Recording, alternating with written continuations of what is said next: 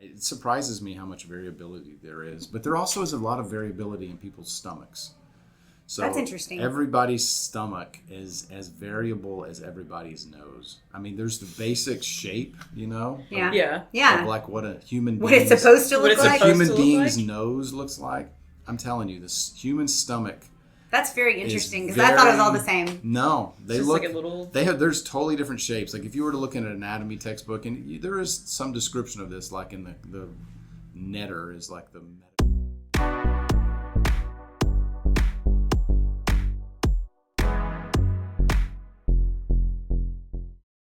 3, 2, 1. I need that. That was it. nice. So yeah, that was really good. That was good. Okay, so Melissa and Lindsay here with Crush, and we're doing our podcast, and we have a really special guest today that we're very fond of. And we want to start out by just kind of asking him who he is and what he does, because we're going to let him tell you. Sure. And so, Dr. Chris Finnell, let us know. Hello, I'm Chris Finnell. I'm a general bariatric surgeon, board certified, and general surgery with. I have a certification in weight management or bariatric surgery. Practice distinction certification as well. I've been living in Wichita Falls for 16 years in practice. I've been going to the gym pretty much the whole time. I've been at this gym since it opened. Yes, and he was with us before that. Yep, Lindsay is my trainer, and I do... you are the only client that we've ever had do German volume training and complete it. Oh, really? Did you know that? He hated it that so was much. Very hard. He was so like, Lindsay, I'm done. I was like 2 more weeks. That was very hard. So we do want to say that. So Chris, I've had fitness goals over the years. There's one on a Post-it in the Yeah, office. weight loss. Still have the Post-it. Weight loss, and pull-ups. I had a 10 pull-up goal that I did achieve. And then, so he lives it. He lives it very. I think I see him every single day in the gym. Yeah, and so I work out for about an hour a day. How many gastric surgeries do you think you've done over the Thousands. Oh my gosh. Thousands of weight loss surgeries for sure. Yeah. Yes. So, question. I have an important question about that. Sure. I think people think as gym people that we're super against maybe that, but I think whatever helps people get where they're going. What makes an ideal candidate for that type of surgery? And what makes that person successful afterwards? Because that's kind of a big issue, like where the weight gain back and right. Well, weight loss surgery is for severe obesity. People that are usually 100 pounds overweight with medical problems related to obesity. Diabetes is the big one, high blood pressure, obstructive sleep apnea. Being 100 pounds overweight, having a diagnosis of like that, it doesn't have to be both. It can be just being 100 pounds overweight. Those are indications for weight loss surgery. Weight loss surgery is not for people who are overweight or who are simply on the lower obesity scale. So okay, it's like 50 pounds. Probably not. There are certain situations where certain weights, if you are of, I think it's East Asians that have a weight and that are like BMI 27 or greater with type 2 diabetes, bariatric surgery has been shown to be beneficial in those people. So you do have lower weight individuals of a certain category, like ethnicity, genetic background who do benefit from bariatric surgery, and it is scientifically indicated. But what about Wichitans? The majority of Wichitans fall in the 100-pound. Most people who qualify for bariatric surgery don't have bariatric surgery, obviously. A lot of people would benefit from it. A lot of people would benefit from it if they received it sooner. A lot of times they come to me and I was like, you should have been here 5 years ago. We could have made a lot of, your body wouldn't have deteriorated as badly as it has. And they come in and they have bad congestive heart failure. They're on oxygen. They can barely walk. They weren't that way 5 years yesterday. Before. Oh. I mean, the signs were there, and if they would have gotten something done earlier, they would be much better off now. So more people need it. than get it by a long stretch. Bariatric surgery works. It is not perfect, and nobody who does it like I do would tell you it's perfect. But for the right person, you'll live longer. I mean, Now, the studies are there. It's not even controversial. Are we talking about gastric bypass or gastric sleeve or a combination, or like, how do you determine that? Anything is better than nothing. First of all, I mean, weight loss surgery for somebody who's In that category. they would, if you just took a generic person, they would be better if they had a sleeve or a bypass, or anything would be better than nothing. Actually, the deciding which one to get as far as the weight loss surgeries goes is kind of an individualized thing.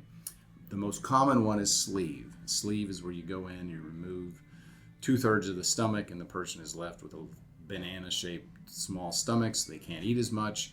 A small amount of food fills them up, and they lose weight. It's got low complications. It is a very fast surgery. It usually takes less than an hour.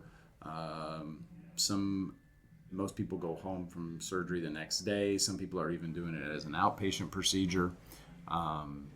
And that's the most popular, and That's probably by, the most by updated. far the most popular weight loss surgery. Would there be a person that cannot do that type of surgery and Sure. would have to go the other route? Sure. So people who have higher BMIs, if the BMI starts to approach the really greater than 50, really, Do you see that a lot? oh yeah, a lot, all the time. So if your BMI starts to get up into the 50s, I always tell people that, we can do a sleeve, but the studies show that you may not be as successful. So people with higher BMIs who get sleeve, BMIs 55, 50s, in the 50s who get a sleeve, tend not to lose as high a percentage of weight as people who are lower BMIs. So if your BMI is 38, you will lose between 60 and 70% of your excess weight. So say if you're supposed to weigh 150 pounds and you weigh 250 pounds and you get a sleeve, you should lose about 60 pounds because you're 100 pounds overweight. Okay, that's between good to know. 65 pounds. Whereas if you are 300 And 50 pounds. 300 pounds or 350 pounds and you don't lose the same thing. It tends to get worse for that surgery as people get higher up BMIs. You don't lose as high a percentage of weight with the sleeve. Do you ever ask somebody to lose weight on their own before they do the surgery? Is there people that are beyond being able to do gastric? Sure. I mean, a lot of that's surgeon preference. I tend not to do surgeries on patients who have a BMI greater than 60. Because the risk of... They're just higher risk. They tend to have more health problems. There's just higher risk. And in our town, I'm the only person who does this type of surgery. I take care of all of my complications myself, essentially. And so doing those high-risk patients like you see on my 600-pound life and those types of things, those are the extreme. And so I tend to do more straightforward cases. But I mean, I do patients who can't walk. I do patients who are on dialysis. I do patients who've had transplants. I do patients who've have significant cardiopulmonary health problems. So it's not like you don't help them. You just what will I have to pick my battles or pick the patients for what I think I can do their surgeries in a safe way with the institution and the capabilities that I have in my hospital and everything else. So all that plays into it.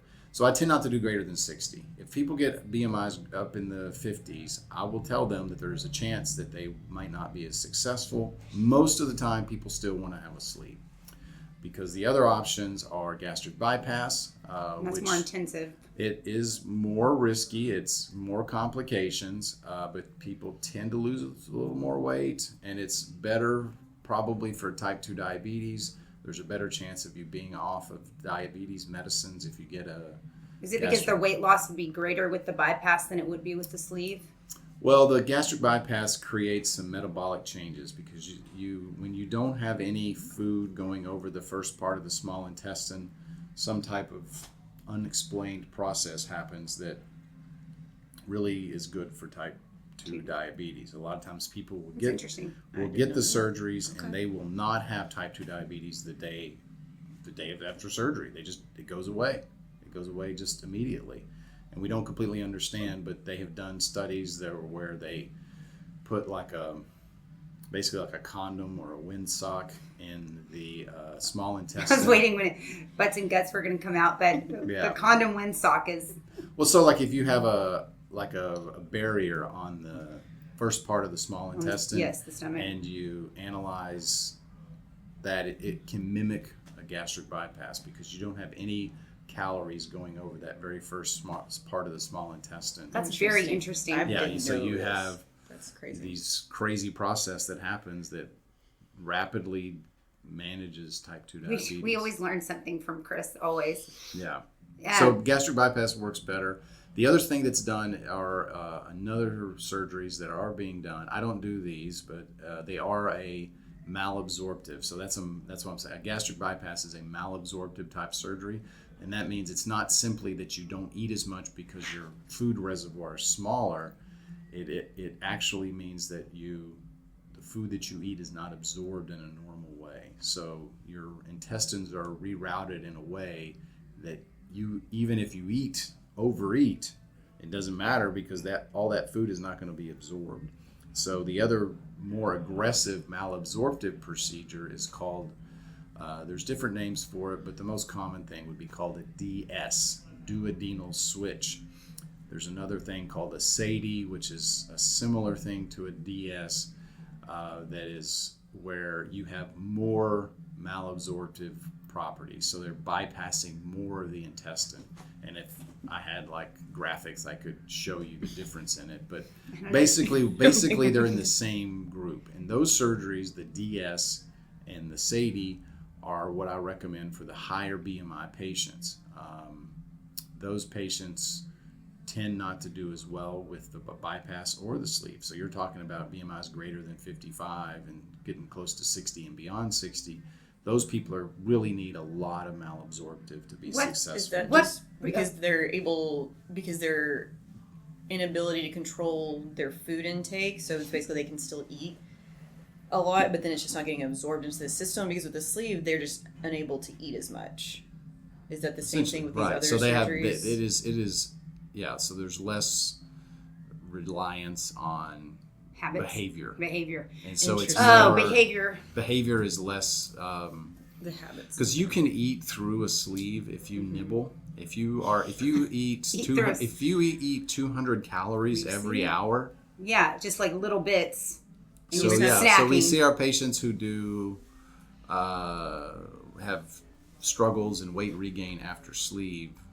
A lot of times they're eating multiple times a day small meals, or they're eating liquid calories, or they're in a sedentary job where they have like a truck driver who's always got a bag of chips, or the lady who works at a call center who's got a little bag of M&Ms. Popcorn, Chex Mix, chips. Is it like because it's a highly processed food and it's already kind of broken down and it's just I don't know, it's easier? got a little weight to it. It would be purely just somebody theorizing why it would work. And people like nuts. A lot of times people will get into the thought that it's really hard. I tell people that it's hard to lose weight and eat nuts because they're so calorically dense that it's just hard to lose weight. It's like one cup is like 500 and a handful are so, not. It could be 300 calories. And like so people different. tend not to eat the single, serving. They tend to overindulge. So we hit on it a little bit. Behavior change is really hard.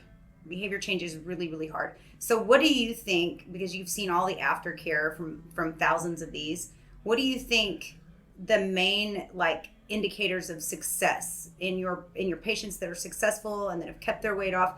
What attributes do you think they have? That's a good question. Sometimes it's just kind of random. You don't really know who it's going to be. I don't think it's behavior, because most people who have weight loss surgery don't change their behavior. They've done studies with pedometers where they put a pedometer on a patient pre and post weight loss surgery, and there's really no difference in their activity. So it's not like people really are going to start turning the leaf and then they go to the gym and their they're really good about. That really doesn't happen. So Makes me so sad, Chris. That is so.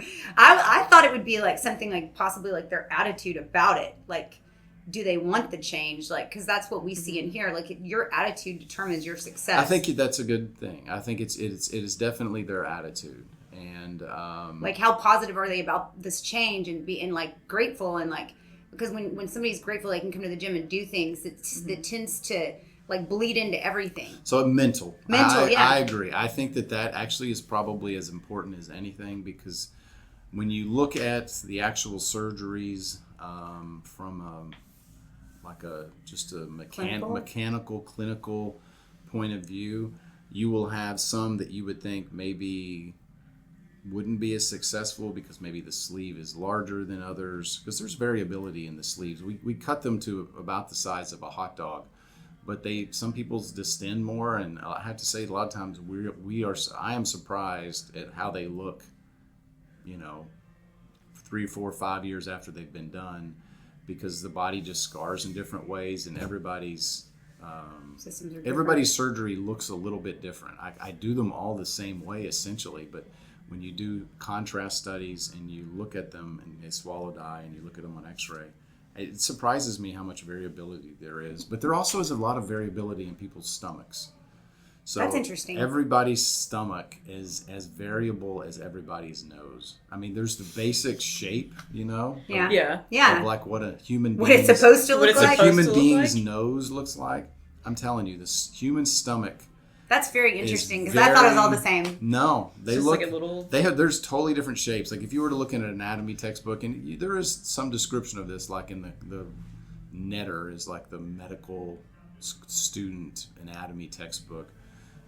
There's a page where it shows different types of stomachs, and it absolutely is true. There's a lot. That's crazy. I had no idea. There's a lot of variability. It's as so you really just have no idea how it's going to end up in 3 or 4 years, because it just depends on that body, that stomach style, that whatever. There's probably something to that. There's just the anatomical differences in the people's stomach. That could have something to do with it. Yeah, might be a study thing, or maybe there's research on it. Well, yeah, there's ways they do CT guided CT reconstructions that they can calculate the volume of the stomach, and there's been some studies that show that the higher the volume, the less successful the weight loss, but the correlation is not perfect. So most people want the sleeve because safety profile. A lot of times people... Sounds like it's a lot easier to do. It's easier to do. The weight loss is very similar. So especially as you get 10 years and 5 years out, if you look at the curves, the amount of weight loss that people lose, the differences get closer and closer. So they're more similar. So at 10 years, it's a sleeve and a gastric bypass. If you look at the studies, they get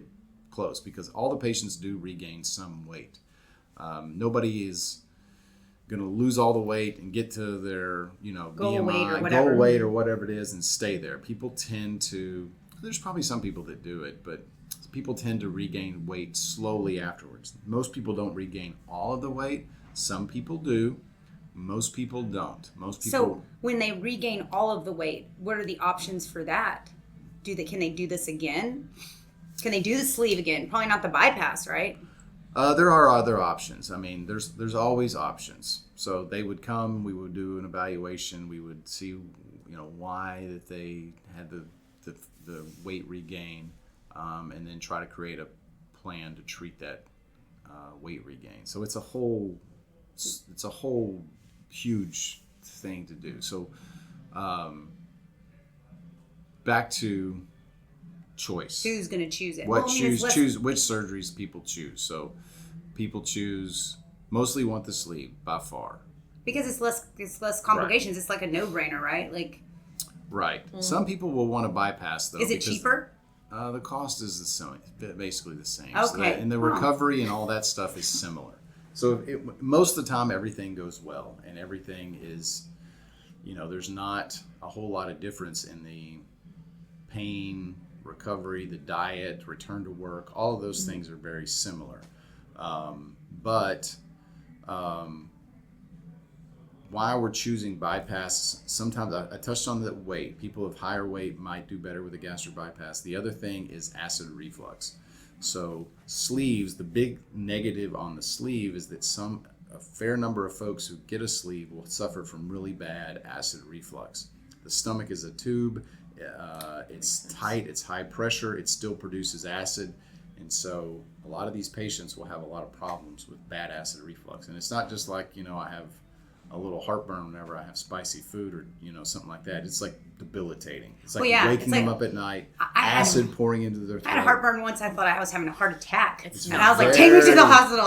It's very miserable fun. for some people. Yes. So if they're coming to me and already with that complaint, and it's a severe problem, and they're also obese and they're wanting weight loss surgery, those patients, I steer them, even if they have a lower weight, to the gastric bypass initially. because they'll just suffer if you do the. If you do a sleeve, could very easily. So that's interesting. I haven't heard that. I want to ask about nutrient absorption because we have people. That's a big thing with those type of surgeries, and I've had people tell me that they can't consume enough protein and enough nutrients to get to some of their higher goals as far as aesthetics because they can't, because of the surgery, they can't eat the amount of food they need to make the change for gains. If they do eat it. So how does That's true. I mean, the surgeries create a situation where the person is in a caloric deficit, whether they want to be or not. That's why they work. And right. So, yes, they cannot eat very much. I mean, you're looking at somebody who's for potentially years is not going to be able to eat much more than if the surgery's working. So that would be right. a consideration. Yeah, and it isn't different from bypass to sleeve, correct? It's the same. Bypass is, not real. No, we tell them the same. I mean, what we tell our patients is they should try to eat their protein first. So we tell our clients that too. We want them to try to get between, at a minimum 60 grams of protein a day, especially when they're early on after surgery. And say if you've got a client and they've had a sleeve 4 or 5 months ago, they're not going to be able to eat 100 grams of protein. Okay. They simply cannot do Physically it. can't. They can't. Yeah. They will make themselves crazy, and that's the only focus in their entire life is eating, is that they did it, because their stomachs just cannot eat that much. So they tend to, you just want to tell them to eat, 4 or 5 small meals a day. What I tell them to do is try to have a protein source with every meal, and I also try to tell them to eat a fruit or vegetable with every meal, a little fruit or vegetable serving, and to get their carbs from fruits and whole grains, and try not to get it all from a bunch of mashed liquid potatoes. Calories. Yeah. Liquid. So with that being said, though, as far as because we do coach post-gastric clients, we've had quite a few. So we have to really modify some of their workout. They can't eat the calories they need for there to just be a pounder workout. It has to be very, very moderate. So that they don't just completely gas out and feel terrible, for the rest of the day. So there is adjustments that we have to make for that as well. And I think that as time goes on, I think it gets to be a little bit easier. It does. But there are complications with it. And so with that being said, I want to ask, is Ozempic changing how you recommend surgery, or does it matter? We've had quite a few clients on semaglutide, which is Mounjaro, the GLP-1s. Instead of going and having... Which, when we say semaglutide, is interchangeable to all of those type weight loss drugs that are so there's really popular. 2 drugs that people are using. There's several of them, right. but the tirzepatide. Tirzepatide is Mounjaro. Semaglutide is Ozempic, and they both have their specific weight loss FDA approved designated thing. So Wegovy is semaglutide, and I think it's Zepbound is tirzepatide. Yes.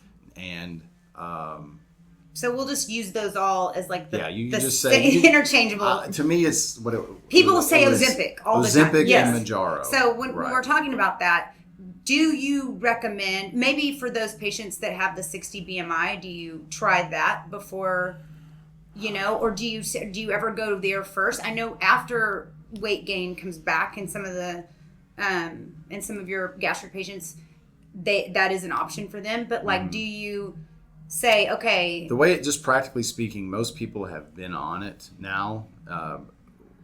How long have you seen it? How long? I mean, because now you can't even hardly have it. There's ads everywhere about even. And I told you, so we most talked of about the surgical patients that we see now have tried them, and they stop them because of side effects. They stop them because of cost, and they,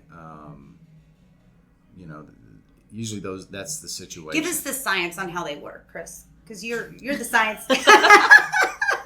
Give us the but dumb it down like a lot. They slow the emptying of your stomach, right? And they slow your digestion, and they increase the insulin production in your pancreas. Okay, so that's and those things make you feel full, and you feel satiated, and so you tend not to overconsume. But you can eat around it, because we've had plenty of clients not lose weight on those drugs, and so some people it doesn't work, and it tends not to work in people who.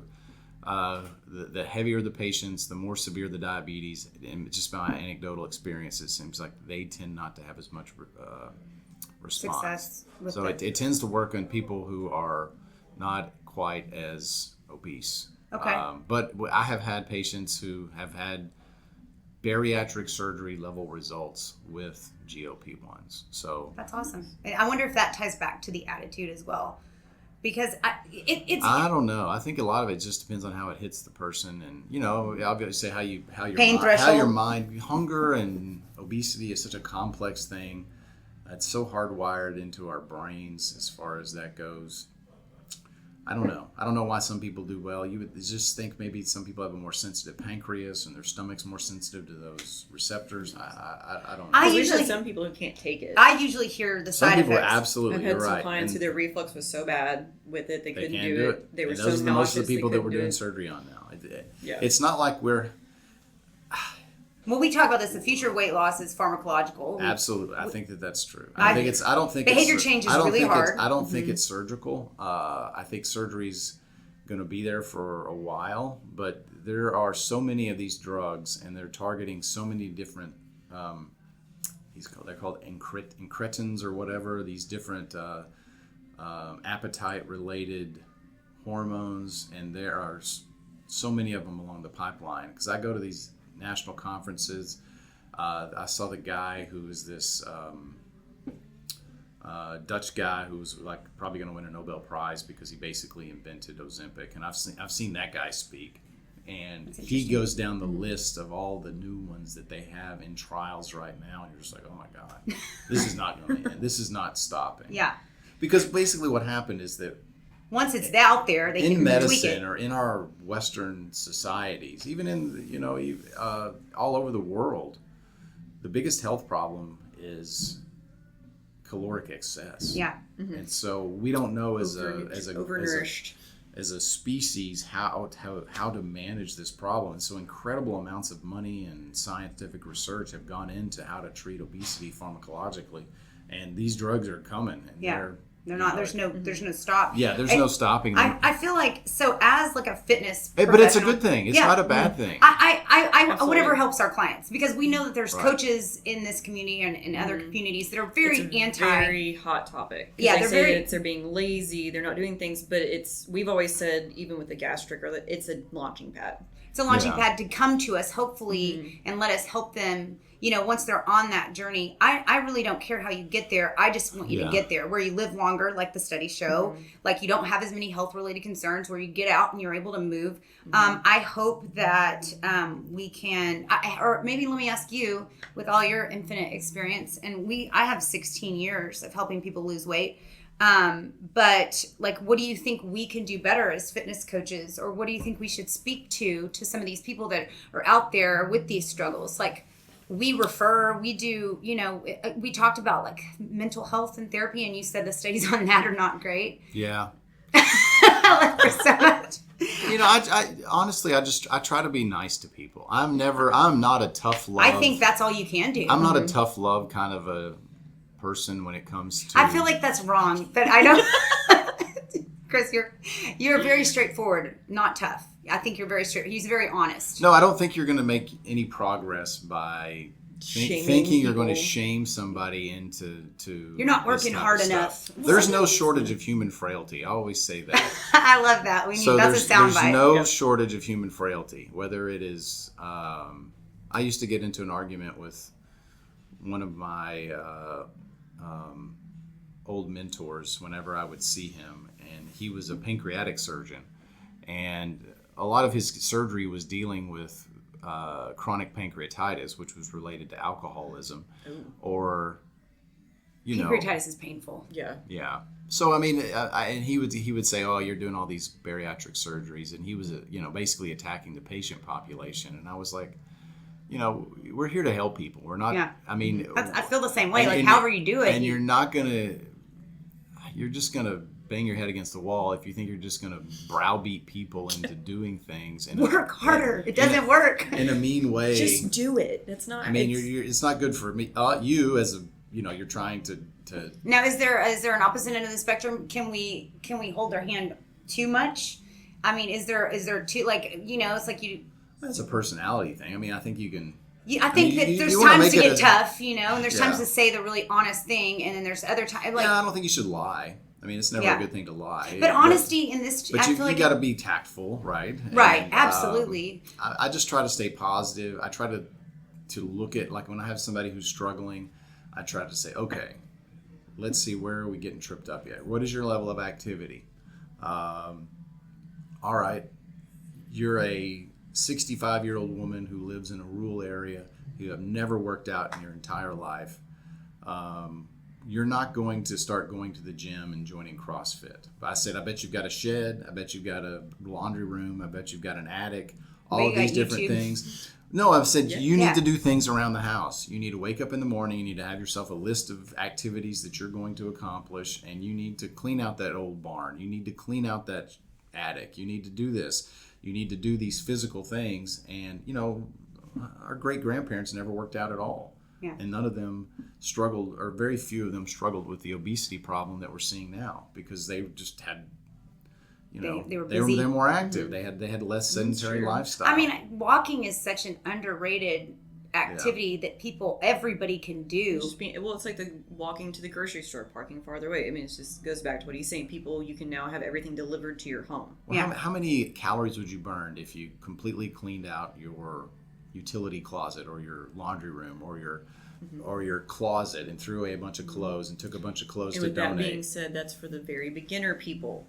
Yeah. That's not to our clients who are in here. Yeah. That's just a starting point is what you're saying. And, and here's the thing, though. If you're dealing with a 65-year-old person that's not ever done anything, when they start doing things, they're probably going to have some pain. And that's just, if you've never done anything in your whole life, you're going to have pain. Everything's going to hurt. Everything's going to hurt. And in what people think is, if I have pain, I've got to stop. Yeah. Because someone somewhere, and I'm not going to blame a doctor, but I am going to blame a doctor, not you, Chris. Someone told them, you're in pain, stop moving, don't do anything. No, I agree. That's and for y'all, I mean, speaking at, having a gym, I mean, there's so much evidence coming out now. And maybe we should do more of that. We should do more of people like this lady. You really do need to get into a gym. You need to lift weights. I always say they have to just get moving at first, but I mean, we are knowing now that strength training is so much better for you. Don't weaken. To maintain your skeleton. Oh my gosh, yeah. Because as we get older, people are living longer. When we all died when we were 45 because we were smoking, or we were 45, or there were wars. That's both so cool. I mean, how dare you, ma'am? We are not 45, Chris. I'm not saying years ago the lifespan of a human being. Yes, was much shorter. 100 years ago used to be less dead short. At like 55. So now you're living into your hundreds. People are living into their 80s and stuff. And so how do you protect your skeleton, protect your quality of life? Is that strength is your superpower. You go to fitness. Being strong makes life easier. Fitness trends have totally changed, and I think it's for the better. Well, it's like cardio makes you live longer, but strength makes you live better. And that's just it. I mean, I will agree with that 100%. I don't want to fall and break anything, and the chances of that are highly likely. And with that being said, do you feel like some of the weight loss drugs and some of the surgery, do they prevent people from being able to have muscle? Do you feel that way? I don't think that's a problem, really. Okay, so you think you can still gain muscle? I think because if you're metabolically you're going to be metabolically better, and that is one of the criticisms. Look at all the muscle loss. Look at all the muscle loss. But isn't that because they're not weight training? Because you can look at the ads and it's all about aesthetics now. It's like the diet face, which Chris and I had a conversation about this off camera about how people are marketing to Ozempic your butt's flat now. It was when you lose weight.